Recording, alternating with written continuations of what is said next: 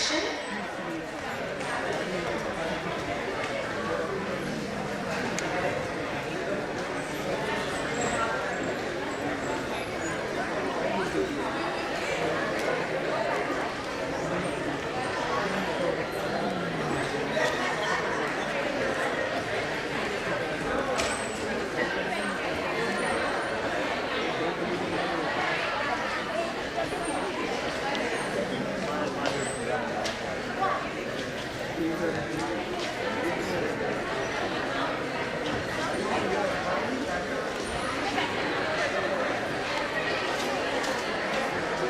I would like to welcome Dr. Ashwin Mehta sir again.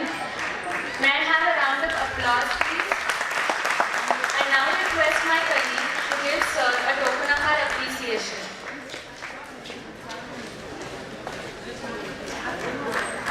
Dr. Mehta is the Director of Cardiology at Jaslok Hospital and Research Center, Mumbai. He is an honorary consultant at Lilavati Hospital, Mumbai and cardiologist at Beach Candy Hospital and Harkishan Das Hospital, Mumbai. He has organized various teaching seminars, symposia and panel discussions and has been instrumental in teaching coronary angioplasty and angiography, intracardiac pacing and hemodynamic monitoring to various postgraduate students in India. He has been invited faculty member to various countries to teach coronary angioplasty. He has been a recipient of the prestigious Padma Shri National Award in 2004 from His Excellency, the President of India. His topic today is My 30 Years of Journey and Untold Story. May I now request Dr. Mehta sir to come on the dais.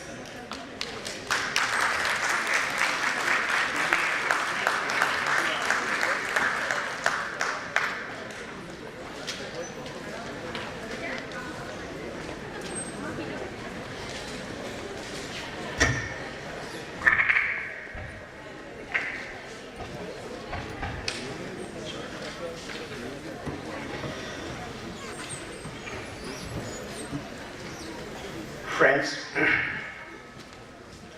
it's been a pleasure for me to be with you all, and I get nostalgic. For years together, I've been sitting in the chair where you have all been sitting now and enjoyed listening to the people. When I was invited to give this talk, the thoughts came to me. Why am I invited? In fact, I was a little reluctant to accept the invitation. There were two reasons.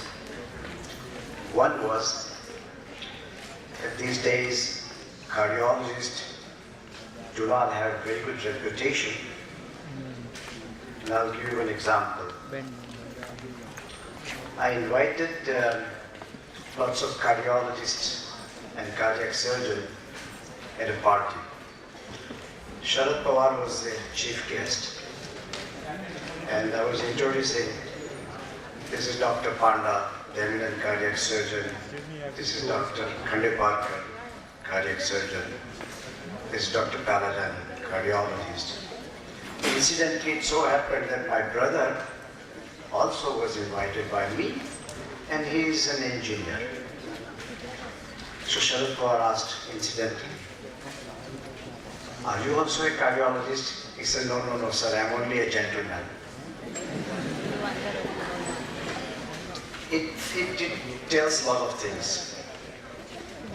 The other reason is that if you were expecting that I would be telling you my story, that how I did this and how I did that, what I achieved, what I did in my life, then I think I'll be disappointing you. In my opinion, journey starts at the time of birth. And what is the destination? Where do we go? Is my speech going to be speech like Abraham Lincoln's Gettysburg speech? Or am I going to talk like Steve Jobs' last speech?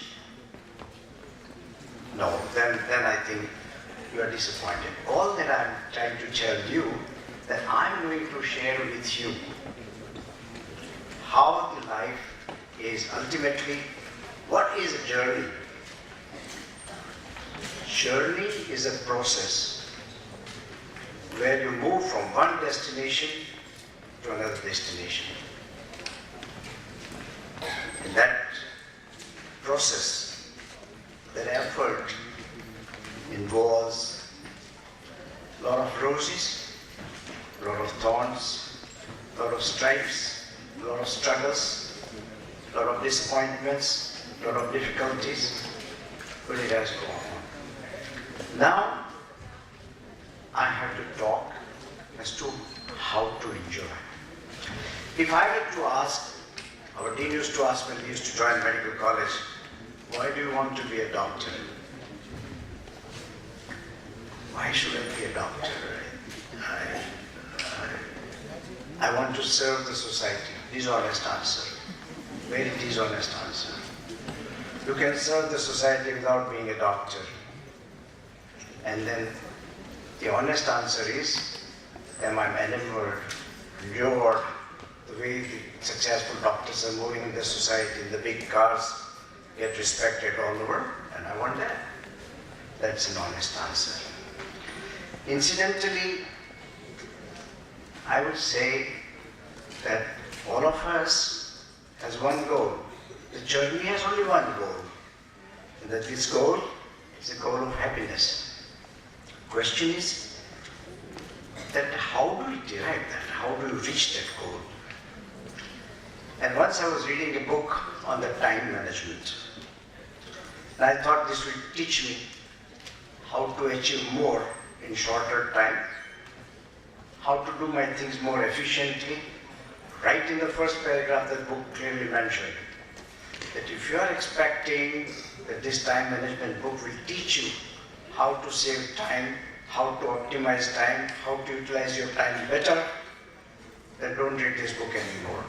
This book is going to tell you as to how you can spend your time most fruitfully, happily, and share it with others.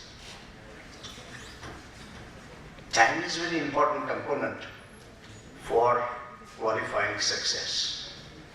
When we talk about time qualifying success, what do I mean?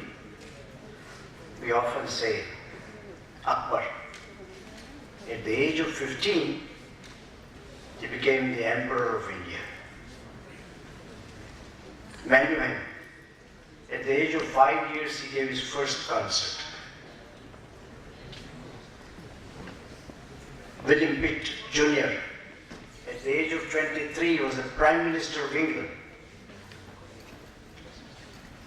So achievement made in a shorter time qualifies the quality of success. Now I think if that is what we are going to concentrate, then we are missing the boat. Speed, yes, speed is important, but remember, if the direction, more important than the speed is the direction. If you miss the direction, howsoever fast you go, you will be going away from your goal.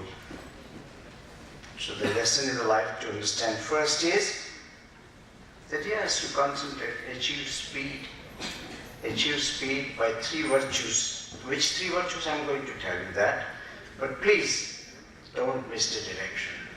If you miss the direction, you'll be going away from your goal. Faster you are, faster you'll be away from your goal. And what 3 characters which I'm talking about? Well, for any success, you require 3 qualities. 1, courage, confidence, and competence. These 3 qualities are interrelated with each other. If you are competent, you are confident. If you are competent and confident both. You are courageous. And to achieve that three qualities is not very difficult. I'm going to tell you that more than these three C's, courage, confidence, conviction, competence, is still one more important quality which I'm going to tell you. It's also a C, and that is compassion. If you are focused, painstaking, you will achieve. You will definitely be competent. And once you are competent, you will be always confident. And once you are competent and competent, you will achieve success. Listen to me, that we as the medical personnel have to develop one more quality of sharp observation. We all know Laennec discovered stethoscope, and the Laennec faced a lot of turmoils, a lot of opposition, like any great man who makes a discovery has to. And one day, he was going through the streets of Paris, and one angry man shouted, yelled, abused from the second floor window, and ultimately spat on him. One of the disciples of Laennec was very angry. He rolled up his sleeves and said, "You'll go up and bash him." Laennec stopped him. No, don't do that. He has only 3 weeks to live. And as it would have it, in 3 weeks' time, that gentleman expired, died. Everybody was surprised as to how Laennec knew that this man is going to live only for 3 weeks. So they asked him, "How did you know, sir, that he is going to live only for 3 weeks?" He said, "When he was yelling, shouting, abusing me, I could see he had a hoarseness of voice. And when he coughed, it was a brassy cough. And then he spat. The spat had a blood tinge. So this gentleman was suffering from aneurysm of aorta, pressing on the laryngeal nerve. The aneurysm was giving a brassy cough and pressing on the bronchus. Ultimately, it had eroded the bronchus. His sputum was blood tinged, that means it started already bleeding. If an aneurysm of aorta, which is rupturing into the bronchus, how long has it to go? That's an observation.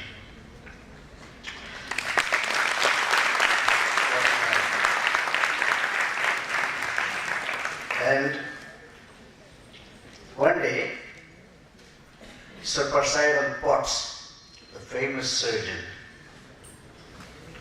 and he knows about Potts, everybody knows about Potts. I presume you have Potts surgery, Potts operation, Potts procedure, Potts disease, so on and so forth. Potts, very immaculately dressed, very fine, meticulous man, one day went to a dance party and was dancing with one fine, beautiful lady. Whilst they were dancing, he told that lady that, would she mind to see me the next day evening at my office? She said, yes, sir, I'll come. She was very happy. None other than Potts has invited her. Maybe he may propose. So she went there. Potts said, lady, you've got coarctation of your aorta. So how do you know, sir? See, yesterday when I was dancing and my hand was around your waist, I'll palpitate your peristemial pulsations.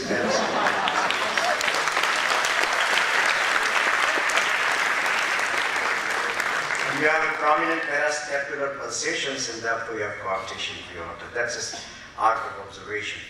And one more. You also need to be focused and dedicated. The man who discovered cardiac catheterization was an orthopedic surgeon called Forstmann. Born and brought up in Germany, raised as an orthopedic surgeon in one of the leading medical institutes of Germany, Forstmann had an idea that if we introduce antiseptic for control of infection directly into the atrium, then it would take faster and more effectively. That would require a catheter to be introduced into the right atrium and then deal with the drugs. He was not crazy. He was extremely overpowered by dogma. He believed in his conviction, but to introduce catheter into somebody's atrium, that's inhuman. So he decided that he will do it on himself. So he had a girlfriend who happened to be the nurse also. Her name was Helga. So with the help of Helga, he would go on Sunday morning to the radiology department, do a cut down on himself, by himself, and introduce a lubricated urinary catheter from the brachial vein into the right atrium under fluoroscopic control. And the job of Helga was to hold a mirror. When he will stand behind the screening machine, you don't know screening machine because in those days you used to have a screening machine which will be a fluoroscopy which will show you a heart model and inside and everything, the image of the heart. And Helga will hold a mirror, and with that help, he will introduce the catheter in the right atrium. Helga was upset but participated after all. She was his intimate friend. He was the intimate friend of Helga, and Helga was intimate friend of his, and then whatnot. So they did this job. He did once, he did twice, he did 3 times, he did 4 times, he did 7 times, and then he was caught. So the hospital authority met together and decided to dismiss him for performing barbaric procedure and giving bad name to the hospital. He fell at their feet and apologized, but started the whole thing quietly again. And he continued to do that for another 5 times. And ultimately he had to stop it because he did not have any more veins. He collected the data, and then he went to London and talked to one of his friends, and he was amazed. And he said, why don't you present to the Royal Society? And he presented this paper in the Royal Society, and he got thundering applause for this outstanding performance discovery, which had lots of implications to come in future. This time, again he was dismissed from his medical college for not inclusion the name of his chief of cardiology or orthopedic surgeons in the paper. And then I asked this question. I asked this question to Sion Hospital, my medical students, when I was an honorary professor of cardiology at Sion till 1998. I asked this question, what is the moral of the story? So student says, sir, if you want to have a Nobel Prize like Forstmann did, you should have a good girlfriend like Helga.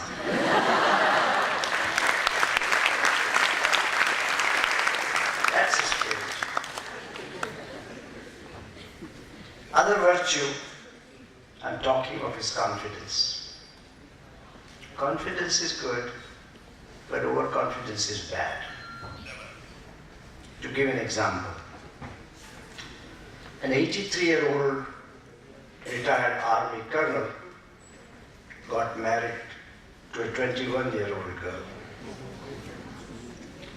And then it happens, you say, if you fall in love, love has no boundary. We hear in movies they show every time. And Chinikam, there was a movie like Chinikam, isn't it? Where an old man marries a young lady. Okay. So, his physician friend thought it is worth advising this 83-year-old friend of mine. He said, look, Robert, there have been instances of massive heart attack on the honeymoon night, so you be careful. So he confidently says, come on now, I don't believe you. How can 23-year-old girl ever get a heart attack? I think, so this is what I meant, that the confidence is good, but overconfidence is bad. Now, talking about the fourth virtue, compassion. Actually, I can never call compassion as a virtue, because the virtue is something which you accomplish. Am I supposed to accomplish compassion? For me, who is to dedicate the life to relieve suffering people, how can there be no compassion? And what is my basic ingredient? It's not my virtue. Virtue is something which you accomplish. It has to be within you. It's not a policy. It's not virtue anymore. I think compassion is a part of you. And I'll tell you how I find every day the painful experiences showing me total absence of compassion. One day, I'm moving towards the cath lab department. On the left-hand side, there's a watchman guarding the entry of visitors during visiting hours. Here, Sion Hospital. And he's pushing around people. And one lady pushed around. Line se aao, mat aao, time hai abhi, 12 baje aao, 11 baje aao. Just out of curiosity, I asked one lady, why is she here? He said, my husband is admitted. I said, how long? 3 weeks. Why 3 weeks? He said, every day is booked for operation and every day it's postponed. Where do you stay? Govandi. When does your day start? 3:30 in the morning. Why? So I get up at 3:30, prepare food, pack it for my children, pack dabba for my husband to take it to the hospital, and I start walking down from Govandi to Sion Hospital. Takes me 2.5 hours, 3 hours. And then I reach here and I suffer from humiliation. I'm being pushed around. And every day I do it for a job which could have been finished in 2 days' time for surgery, or surgery is being postponed, and I keep on doing. And then I go home, wait for the children to come back from school, put them to sleep, prepare food, evening again, and these days the day goes on. And we feel compassion is missing, that we cannot even think, okay, what is happening on the other side? Postponement of a surgery is a very big event in the family. Might not be in you. You don't realize what's happening across the board, that side. That's what it is. And then you see every day, day in and day out, round the corner of Sanders Road Bridge, I'm driving the car. And I find one handcart, an old man pulling the handcart on the bridge. He has just gathered momentum. If I push my car, if he has to stop, then his momentum is lost, he has to struggle. He was sweating. And I stopped my car to give way to him. And people behind me started honking whether I have a license, what kind of a man, why am I stopping and what not. Total absence of compassion. One day, Madhukar called me. It was a Dasera day. And Dasera is one single festival where you all want to spend with your family. What is it, Madhukar? So there is a 32-year-old man admitted with acute myocardial infarction and he needs a primary angioplasty. So why don't you do it? He said, no sir, it's risky, you'll have to come. Okay. But sir, there's one more problem. What is it? The machine is not working. I said, all right. I called up Philips people. He said, sorry sir, today I can't come. Today is holiday. I said, no, very serious problem. Please, oblige me. After some persuasion, he said, all right, I'll come. And he came. Repaired the machine in 15-20 minutes time. When I came to the hospital, I saw one burqa-led youngish lady, about maybe in her early 30s, with two children, one on either side, 4 or 5 years old. And I know that they were hungry because they were crying with half biscuit in their hands. And it took me no time to realize that this must be the wife of the patient and these two children. We went there and I said, Madhukar, what is this gentleman doing? He said, sir, he's a fruit hawker. And there was a Muslim 32-year-old fruit hawker. He was writhing with pain and we did his angioplasty. Fortunately, God was with us. Angioplasty was successful and we could revive him. And that news, when I broke to this lady with these two children, there was a sigh of relief and little happiness on her face. I think that was my best Dashera of my life.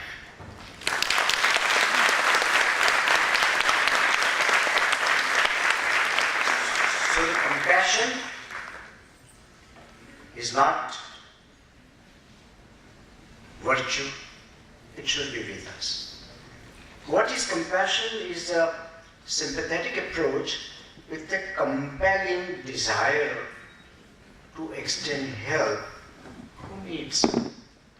And it's not virtue, and it's not restricted to us. In fact, it should be with every human being. I want to tell one more example, which touched my heart. It was a busy day at the clinic. At about 10 p.m., the last patient who I saw gave me a gift, a box of mithai. Now mithai and cardiologists, they don't go together. So I said, I'll pass it on to somebody. I took it, I came down. The street was dark. There was one old man sitting in one corner with his head sunk down. And I said, Suno bhai sahab. He looked up at me and weary, looked hungry expressions on the face. And I said, "Ye mithai hai, loge." He took it. And then when I walked further, I saw him getting up and moving into the opposite direction. So I was curious. What is he going to do and where is he going? He went few feet away, maybe few meters away, and there was an old lady who was sleeping there. He wakes her up and feeds one piece of mithai to that lady, his wife. He did not want to eat mithai without feeding her. So my dear friends, poverty, low level, lack of education has nothing to do with love and compassion. This man has as much feelings as you could have. Long ago, there was a movie in Maratha Mandir cinema called Mughal Azam, very long movie. And I went to see that movie. Those were not the days of mobile phones. I and my wife were there, and my 4-year-old daughter at home. Every 20 minutes, 30 minutes, my wife will get up, go outside to try to make a phone. Is she sleeping? Is AC on? Has she got a blanket? Every 30 minutes. And then when we came outside when I came, I saw another 4-year-old child, same age as my child, sleeping on a naked footpath, half dressed, open air, no blanket, no coverage, no AC, nobody to look after, no mother nearby. And I felt, what a big difference between two children. My child and the child on the street. What a big disparity. It hurt me. Then I talked to my psychiatrist friend, Ashwin. He said, Ashwin, you feel it this way because you identify yourself and your child and try to relive the experience as if what would have happened if it was you. It doesn't happen that way. This child has not seen air conditioner in his life. It doesn't matter to him. Look at the qualities of sleep. Was it good? I said, yes, quality of sleep was very good. I could see the same sleep.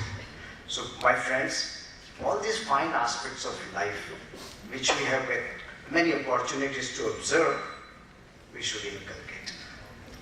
And one more thing which I wish to tell you is that in the pursuit of goal and happiness, we sometimes forget where we are running to. Was this my goal? In fact, where is the time to think about what my goal is? Everybody is running, so we also run. Run, if everybody is running. God only knows where we are going. And by the time we find where we have been, it's too late. Anyway, I want to tell you that I missed my boat. I really missed my boat. As a teacher, my job was to educate you all right. After all, education has two purposes. One, it teaches you how to make living. And second, it should teach you how to live. That I never taught. How to live, because I doubt if I could have taught, because I myself don't know how to live. Question is that in our life, making living is easy, but how to live, nobody teaches. And another thing which I forgot to teach my student is to differentiate between intelligence and intellect. Intelligence is acquirable. You can acquisition intelligence without any difficulty, and that is knowledge, experience, accumulate all these things, and you have an equipment. But intellect is something in which the mind is stimulated to question. And when you ask the question to yourself, create inquisitiveness, then you innovate. That kind of intellect has still not reached the Indian shore. We know that there are people who have made discoveries, astonishing discoveries. Professor Ramalinga Swami, who was a member of the Nobel Prize winning committee, I asked him a question. What is the quality common to all these people who have achieved Nobel Prize, who have been awarded Nobel Prize? Is this perseverance, continuous perseverance, and tremendous inquisitiveness. They are restless till they get the answer. I want to give you one example. That time we used to get hemiplegia on one side and the blindness also on the same side. Now, if you have a blindness, you have an ipsilateral blindness and the contralateral hemiplegia. How can it be this way? Same-sided blindness and same-sided hemiplegia, what could be the explanation? That people will give you all kinds of explanations. Maurice Victor was traveling by the train and going to some destination. Suddenly in the middle of the night, in the journey, he got a thought that if you have an internal carotid artery thrombosis, it will produce hemiplegia on the opposite side, because you all know, the medical students, I don't have to tell that the body is represented on the opposite side of the brain. And the same-sided ophthalmic artery, a branch of internal carotid artery when involved, will produce an ipsilateral blindness and ipsilateral hemiplegia. He got that thought. And he left the train, went onto the opposite platform and came back. He had one case who had died about 4 days ago. He goes straightway to the church, goes to clergyman, the priest, gets the permission to exhume the body, gets the body removed, performs the postmortem, and he finds, yes, there was an internal carotid artery thrombosis. Perseverance, and inquisitiveness, keen desire. They are focused all the time. They have only one track goal, one mind. That's what it is. And a few things which you should know. We hear in the life many times. In my journey, I had to come across a lot of people who were celebrities, very highly accomplished. They made their name, big name. They have their names written in the golden writings in the history. Some of them have dented and made an indelible print on my mind. One of them is Jayaprakash Narayan. At the age of 26, when he came back to India, just married, young man, he came to know his wife Prabhavati had taken a vow of celibacy. That means they will not sleep together. This was a shocking news for a young man, just married. But nobody can ever say that Jayaprakash failed. He kept his vow, and there is no blemish on his character or career. That was a great sacrifice on the part of Jayaprakash Narayan. No stripes, no prejudices. When I asked, Indira Gandhi put you in jail, how did you feel about it?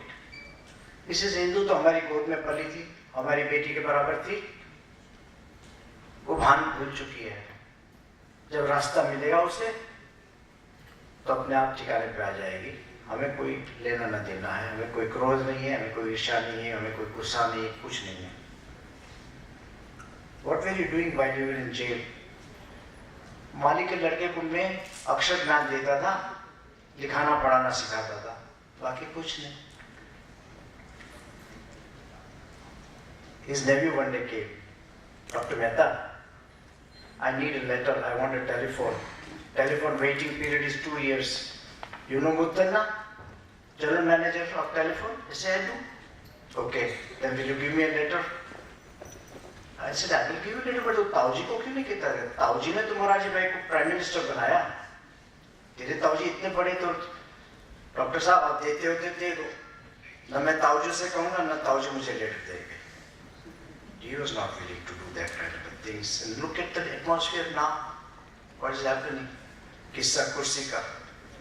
Achievement and success should be with detachment. What happens is that I have a goal, that I want to stand first. I want to be distinction, I must get the gold medal. Good. But what happens if you fail? then you should not get disappointed. Because the efforts which you made, that is the one that should be giving you happiness. All this inculcation of the character, I could not instill into my student, and that I think is my failure. Now, I have to say that when I stand in front of an ocean, then I remember what Robert Frost said.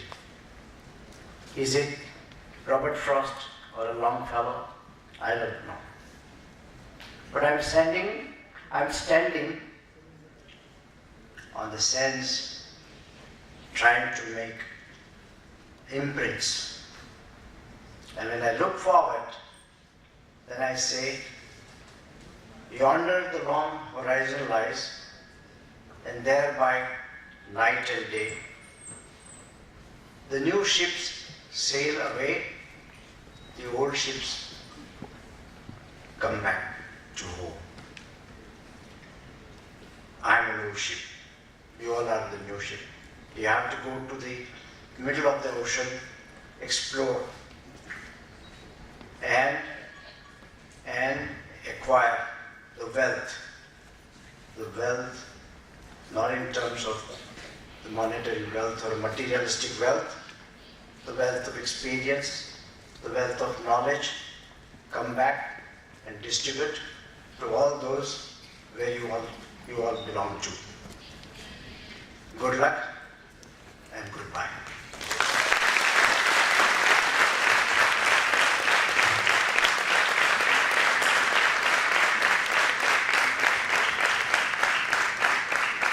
Thank you, sir, for this wonderful lecture. May I now request Usia sir to kindly come on stage to felicitate Dr. Ashwin Mehta sir with a token of our appreciation.